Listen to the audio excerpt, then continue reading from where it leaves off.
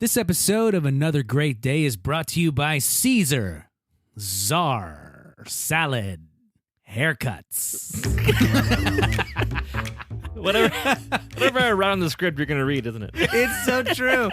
Well, you know, when I think of Caesar, I think of Little Caesars, the pizza. Oh, Little Caesar. I totally forgot that. Yeah. Well, hey, it's Wednesday, January 10th, 2024. I said January real weird. I was like, January. Hi, Chris. January. If it was 2024, would you read a script? I know I would. I always got the spelling of February messed up. February. It's got an extra... Anyway. Sounds like you've been having a little too much fun when you're saying February or whatever. Rare. Yep. Well, listen, all that aside, I'm Aaron, and this is my non-slurring co-host, Chris. I just tried to speak words. This is why I'm doing the podcast. Well, we'd like to welcome you back to the crazy shenanigans of loose monkeys in the street we call Another Great Day podcast. Welcome back, everybody. It's Wednesday, and we're so glad you're here. Well, you know what we have for today? It's Wednesday, and that means it's Wednesday's What Is It You'd Say You'd Do Around Here segment, and we're going to hear from beloved friend of the show and recently engaged person, Maeve McFall. Take it away, Maeve. My name is Maeve. I am a nurse at Cook Children's Medical Center in Fort Worth on the oncology floor, and I get to take care of kids for a living. They're usually pretty sick, but sometimes we get to do things that help them feel better and maybe make their day a little brighter. We get to be goofy and we get to have fun. The job smell, well, sometimes it smells like Clorox. Sometimes it smells like poop or vomit. And sometimes it actually smells like creamed corn for a certain kind of transplant we do called a bone marrow transplant, which we can talk about that another time. Oh, man. I love it. That's so Thank you, Maeve. Great. Maeve, you've painted a picture. I feel like I'm there right now. Past the spinach and artichoke dip and the cream corn. Oh, no. I'm hungry. Awesome. Well, thank you, Maeve. Friend of, sister of our dad joke correspondent, who we'll hear from later. That's it. Awesome. All right, well, that'll do it. And let's go to this day in history. All right, this day is a long time ago. We're Whoa, how long ago was it? 2,060 years, something? I don't know. It was the year 49 BC. Oh, my goodness gracious, before Christ. That's crazy. Imagine. Okay, here we go. You ready for this? Yeah, I'm ready. I'm going to paint a picture here before we get to what happened on this day. Imagine that you have a blank piece of paper. Okay. This paper could be anything. Like, you could write anything on it.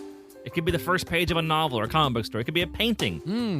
It could be the plans for a new house. Or you could write down lottery numbers and win $1 million. That's great. But before you do anything to that paper, it can be anything. But once you do something to that paper, it's that thing. You have now crossed the point of no return. You've crossed the Rubicon. Can you unsqueeze the toothpaste after you squeeze it out of the tube? Yeah, can you get toothpaste back in the tube? No, you cannot. You walk into a cave and a big stone's roll behind you. You can't leave. You're stuck. The ignition sequence has started and your rockets have fired and you're in the air. Blast off, Go baby. to the moon. Woo! You have crossed the Rubicon. I've said it twice now because on this day in 49 BC, Julius Caesar crossed the Rubicon. It is I, Julius Caesar. We are crossing the Rubicon. Wait. Yes, sir. Your shoes are getting wet. It's okay, I don't mind, because now I'm across the Rubicon. Well, we can't go back. No, it is the point of no return, Mr. Chris. And this is a phrase people say now in the world, crossing the Rubicon, because this is when Julius Caesar started a war. So the act of crossing that river set in motion all the events that would start a war. Where was the Rubicon? Was it? It was a northern river in Italy, I believe. So it was a river. It's the Rubicon in Europe. Italy. In Europe. I like that. And I don't think it's named Rubicon at all anymore. It's named something else. It's called Rubik Cube. I don't think it's called that. So it's another way to say the point of no return and you can't go back. So when you look your sister in the eye and you say, do not cross the middle of the car. Mom told us to keep our hands to ourselves, and your sister does it. You say to her, dear sister, you've crossed the Rubicon. And then you take her one Pringle. And then, Oh, no, then why mom would and you dad do pull the that? car over. There Oh. goes the family vacation. Kids. We're going home. Okay, Chris, that's super interesting. Well, I guess let's move along.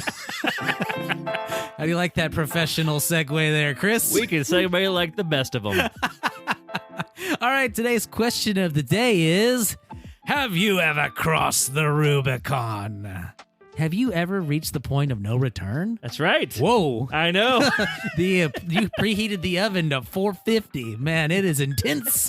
So this is not as intense as I make it out to be. I was imagining things like, after you did the first time you made a pancake, you can now no longer say, I've never made a pancake. Ooh, see, and I'm thinking of like the popular phrase we use at my house all the time, which my kids, I could say, nothing ventured, nothing gained.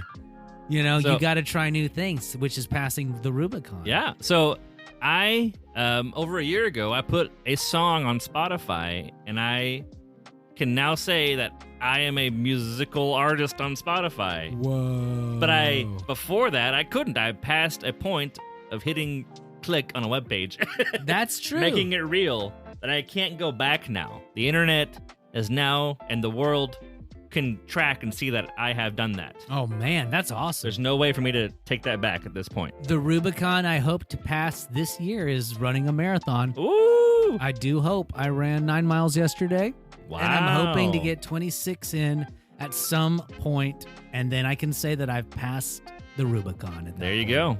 Which we Very may not be cool. using this super well. It's normally in a negative manner, but make it positive. Why not? Yeah, we're going to put a little spin on it because that's what we do here on Another Great Day podcast is spin things for good and interaction and creativity. And the internet, and you gotta and beat the internet. and talking to the Kroger employees, and we do a lot of things. I don't know. Oh my gosh. What We are we hope you doing? guys had fun with that question. All right, well, let's go ahead and move along and take a quick break, checking in with our dad joke correspondent on location. We're going to check in with Wes as he is in the Himalayas right now. He's often there. He must have an Airbnb that he has to take care of. Come in, Wes, and let us know what you got. Hey there, Aaron. Hey, Chris. Hey, Beckham. Did you know that your 4-year-old brother, he can't say please in Spanish? Really? Yeah, that's pretty poor for 4.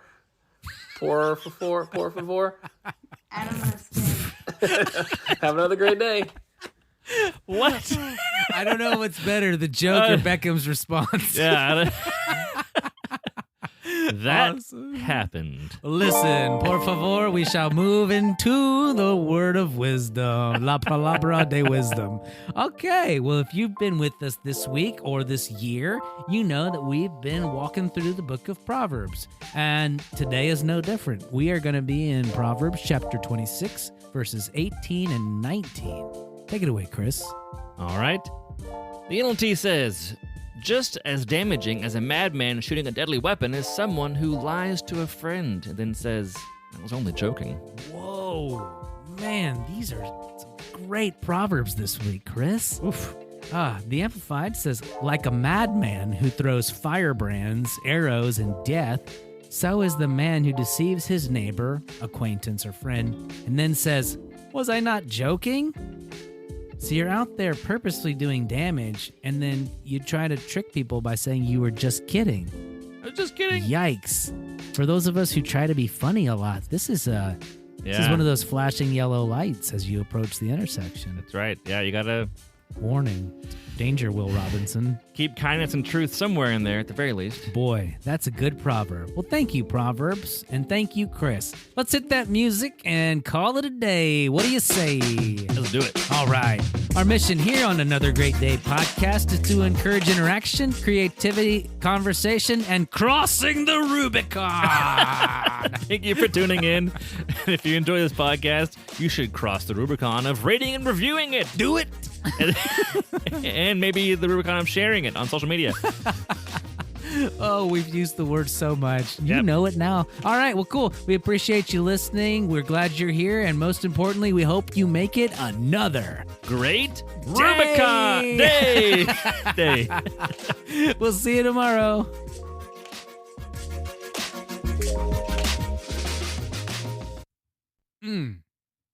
Dang, that's good.